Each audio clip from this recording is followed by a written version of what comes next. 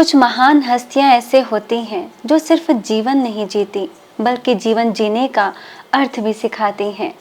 हम सभी के आदरणीय बृजमोहन भाई जी ऐसी ही महान हस्ती थे जिनकी वाणी में ज्ञान था, दृष्टि में करुणा थी और कर्मों में अनुशासन की दिव्यता थी।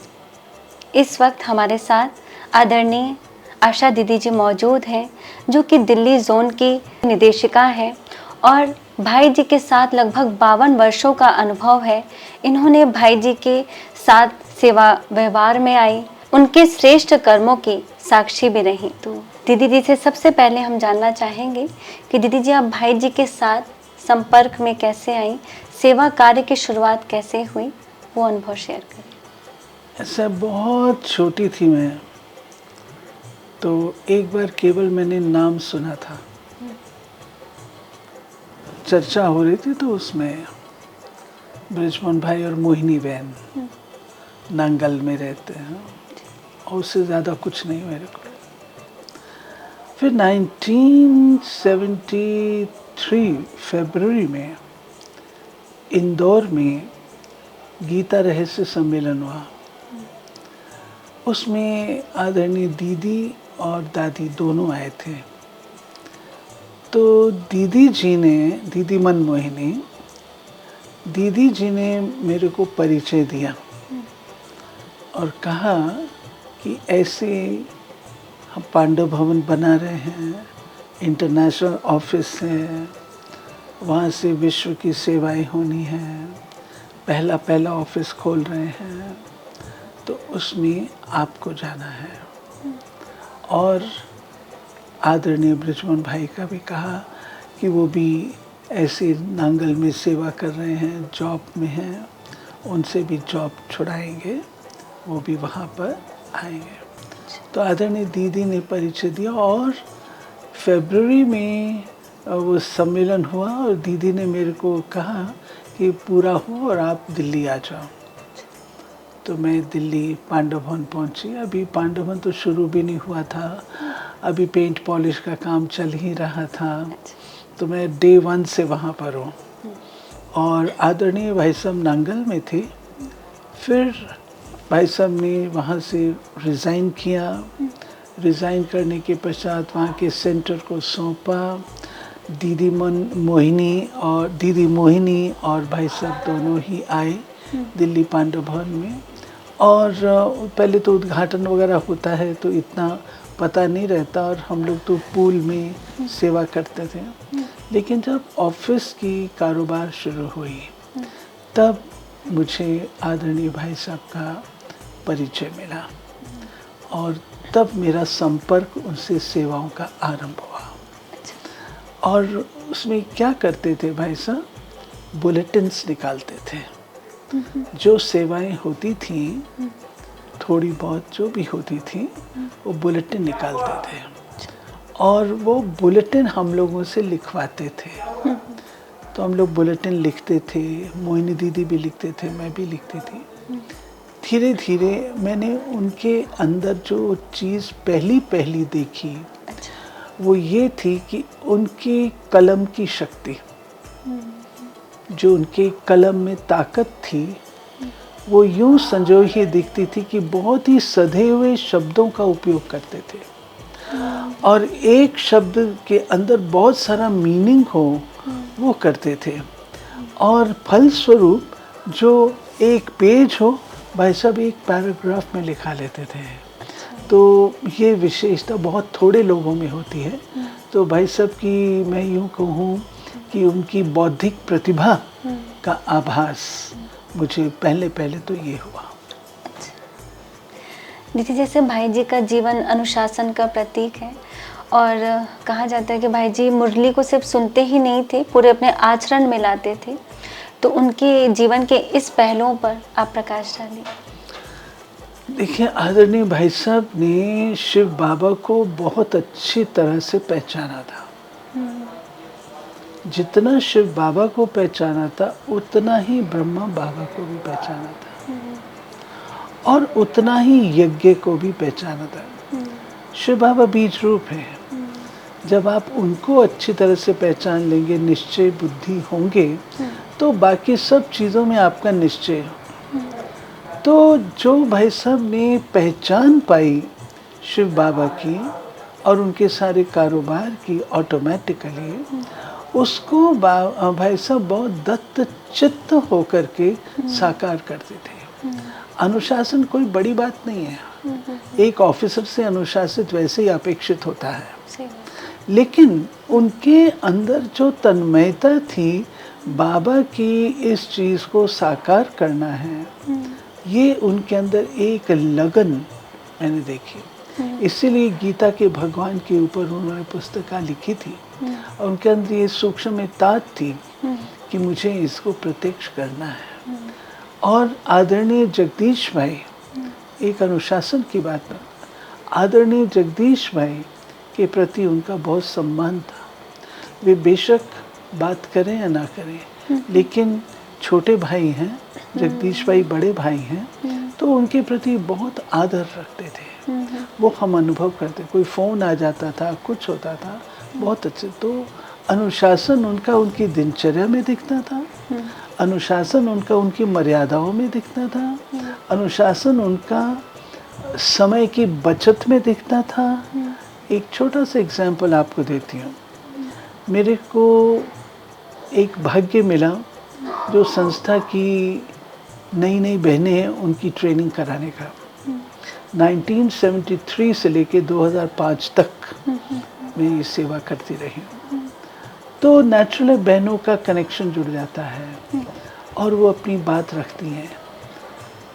मेरा हृदय थोड़ा कोमल और मैं उन कन्याओं की बात को पूरा अच्छी तरह से सुनो पूरी, ताकि उनको संतुष्टि हो। मेरी चेयर और भाई साहब की चेयर एक ही रूम में थी, एक ही ऑफिस में थी। भाई साहब का टेबल, मेरा टेबल।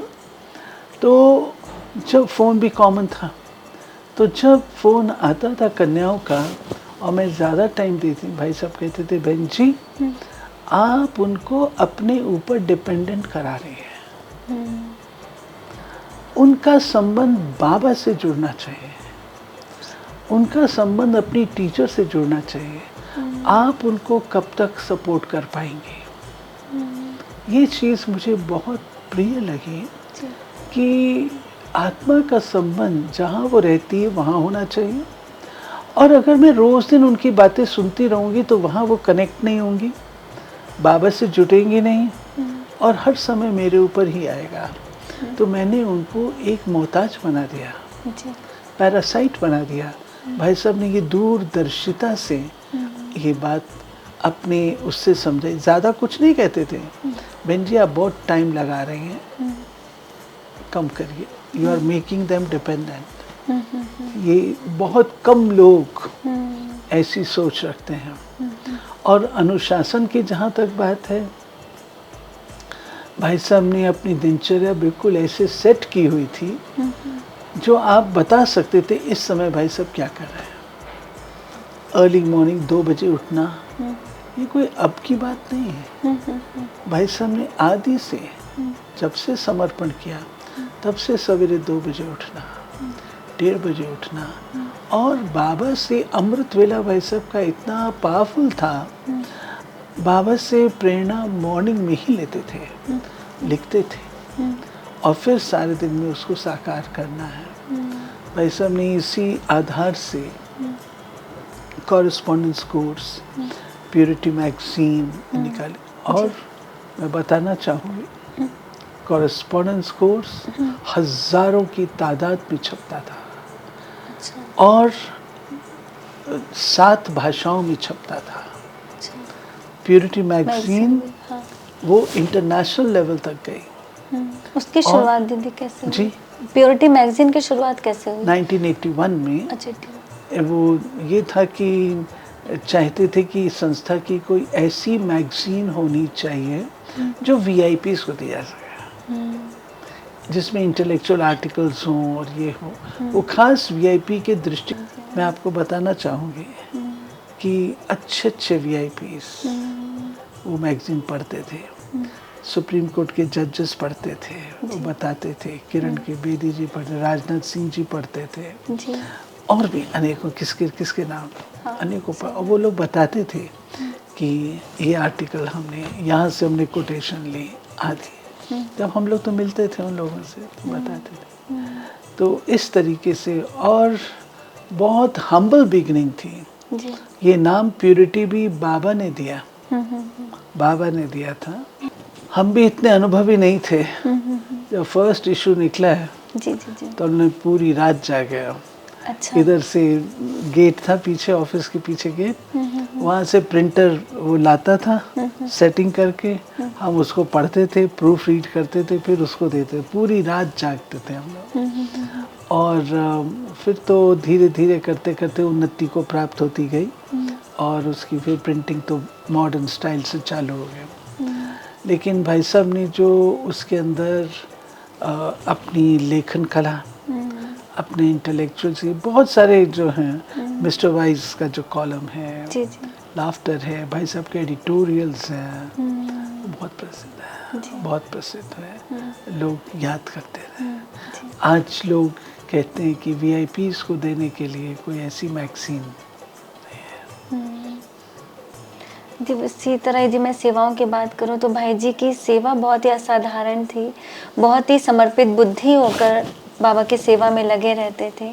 तो आप कुछ ऐसा वृत्तांत हम लोग के साथ शेयर करिए जिसमें भाई जी का सेवा भाव हम सभी को भी पता। देखिए, 1973 में रामलीला ग्राउंड में मेला हुआ, और मेले में हमारा मेला लग गया, बहुत कुछ हो चुका था। सरकार कहा गया कि आपको ग्राउंड खाली करना है, क्योंकि रशिया के प्रेसिडेंट ब्रेजनेव आ रहे हैं, वहाँ पर उनका रिसेप्शन है। अब इतना सारा लग गया, हम तो लेबर नहीं लगाते, हम तो अपने हाथों से काम करते हैं। तो भाई साहब की ड्यूटी थी वीआईपी को कांटेक्ट करके उनके द्वारा कार्य करना। तो भाई साहब वीआईपी को, कोई वीआईपी नहीं छोड़ा जिसका उसके साथ संबंध हो। आखिर मिसेस गांधी को अपने सेक्रेटरी को भेजना पड़ा, जो चुपचाप रात को आकर के देख करके गए, और उन्होंने देखा कि ये सारा कुछ रेडी है और निकालना मुश्किल है। तो नेक्स्ट डे तो हम लोग को छुट्टी मिल गई। नेक्स्ट डे अखबारों में छपा कि इसके आगे ब्रह्मा कुमारी के आगे सरकार को झुकना पड़ा, और ब्रेजनेव जी का लाल किले में रिसेप्शन शिफ्ट हुआ। एक किस्सा ऐसे ही अनेक। मैं आपको स्पष्ट कहना चाहूँगी, जब हम लोग दिल्ली में आए हैं, उस समय संस्था की रेपुटेशन कोई बहुत अच्छी नहीं थी जी। बहुत होम मिनिस्ट्री में हमारी एडवर्ड्स रिपोर्ट थी, गलत रिपोर्ट्स थी, गलत फहमियों के आधार से। वो तो सांझ को आँच नहीं होती है, लेकिन रिपोर्ट तो एडवर्ड्स थी। और जब कोई वीआईपी को कांटेक्ट करो तो वो होम मिनिस्ट्री से संस्था की रिपोर्ट मंगाती थी। हम लोग इतने प्रसिद्ध भी नहीं थे। जी जी जी। ये किस सन की बात है? लगभग 73, 74, 70s की बात है। जी जी जी। इतने प्रसिद्ध भी नहीं थे।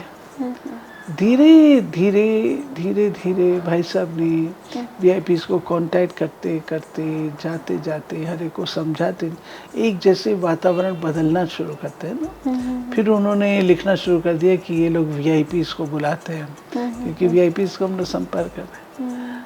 तो इनके फाइनेंस के बारे में, ये अमेरिका के एजेंट्स हैं, ये हैं, वो हैं, घर बार तोड़ाती हैं, जादू करती हैं, दुनिया भर की सब बातें उसमें होम मिनिस्ट्री में लंबी थी। लेकिन जा करके ऑफिसर से मिल करके बाबा ने ये कार्य आदरणीय भाई साहब के द्वारा कराया, जो सारी होम मिनिस्ट्री की रिपोर्ट ठीक हुई धीरे धीरे। और उसमें करण करावन हार तो वो है जी। हम तो केवल उंगली होते हैं। भाई साहब अलर्ट इंस्ट्रूमेंट थे, एक्यूरेट, प्रतिभा वाले, बात को प्रेजेंट कैसे करना है वो करने वाले आदि। तो ये सारे गुण भाई साहब के उसमें दिखते थे। हमारी आदरणीय गुलजार दादी हमेशा कहते थे, जहाँ एक नहीं, ऐसे अनेकों अनेकों हैं। जी जी जी। तो जहाँ डिफ़िकल्टी है, दादी गुलजार कहते थे बृजमोहन भाई को भेजो, ये करके आएगा, और भाई सब करके आते थे। एक तरह से यज्ञ रक्षक भाई जी थे। और यज्ञ सेवा रक्षक, यज्ञ को देखो सिस्टर, मैं आपको बताऊं, फर्स्ट टाइम वाइस प्रेसिडेंट का आना, वेंकट रमन जी का आना, कृष्णा अय्यर जी का आना, इन ज्ञानी जैल सिंह जी का आना, ये इतना सरल नहीं था। वो चट्टाने तोड़ी हैं और ज्ञान और योग से उनको कन्विंस किया है, और फिर ये द्वार खुले हैं। आज तो वो लोग स्वयं आना चाहते हैं। हमने वो समय देखा है जब हमने मेहनत करके, भाई साहब ने मेहनत करके, और लक्ष्य देते थे भाई साहब। आशा बहन ऐसे कहा, भाई साहब कभी बिसीच नहीं करते थे किसी जगह, आप कर दीजिए ना, आप आइए ना, ना, भाई साहब बताते थे, सम्मान से बताते थे, दिस इज द प्रोग्राम, और ऐसा आप आएंगे तो आपका ही फायदा है जी। ये नहीं कि आप आइए तो किसी का सम्मान करो, ये करो, भाई साहब इनसे बातें थे ही नहीं। ना वो अपना सम्मान चाहते थे, कोई मेरा ये करे ये करे, हमेशा बहनों को आगे रखते थे। दादी गुलजार के नाम से हमेशा चिट्ठी लिखते थे, और दादी गुलजार के साथ फिर मेरा नाम लिख देते थे। अपने नाम से कभी सरकार में चिट्ठी नहीं डालते थे। कहते ये बहनों की संस्था है, भाइयों की नहीं है। बाबा ने हमको बहनों को आगे रखने को कहा है। मैं पीछे हूँ बहन जी। डिफिकल्ट से डिफिकल्ट टॉक्स, डिफिकल्ट से डिफिकल्ट वीआईपी हैंडलिंग, डिफिकल्ट से डिफिकल्ट वीआईपी प्राइम मिनिस्टर के साथ बातचीत, भाई साहब ने मेरे को ट्रेन अप किया। ये आपने बोलना है, ऐसे बोलना है, इस लहजे से बोलना है, इस वेटेज से बोलना है, यहाँ तक भाई साहब है। फिर रिपीट कराते थे, आप कैसे बोलेंगी बताइए। तो जब मैं रिपीट भी करती थी, फिर भाई साहब करेक्शन देते थे। इसको हम कहते हैं बाबा की चीज को समर्पण भाव से एक्यूरेटली आगे प्रेजेंट करना। देखिए ये हमारा जीवन है। मैं तो छोटी सी आई थी, मेरी आयु 22 वर्ष प्लस थी, इतनी थी जब मैं भाई साहब के साथ। भाई साहब ने मेरे को बड़ा किया, पाला पोसा, हमारे पिता सदृश भी थे, हमारे बड़े भाई सदृश भी थे, हमारी सेवा साथी की तरह भी थे। खुद तो शक्तिशाली थे ही, लेकिन साथ में हमें भी शक्तिशाली बनाते थे। भाई साहब इतने सख्त थे। तो बहन जी अगर प्योरिटी ऑफिस को आग भी लग जाए ना, आपको कुछ नहीं होना चाहिए, इतना आपको शक्तिशाली बनना है। और टाइम वेस्ट ना खुद करते ना मुझे करने देते थे, हमारे किसी को भी नहीं, ना बैठते ना बैठने देते। हम भी शौकीन थे सेवा के जी। मेरा हाथ का फ्रैक्चर हुआ। फ्रैक्चर हुआ तो नेचुरल मैं नीचे नहीं जा सकती, मैं तो भाइयों के साथ ही कामकाज होता था, बहनें तो थी नहीं ऑफिस में हमारे।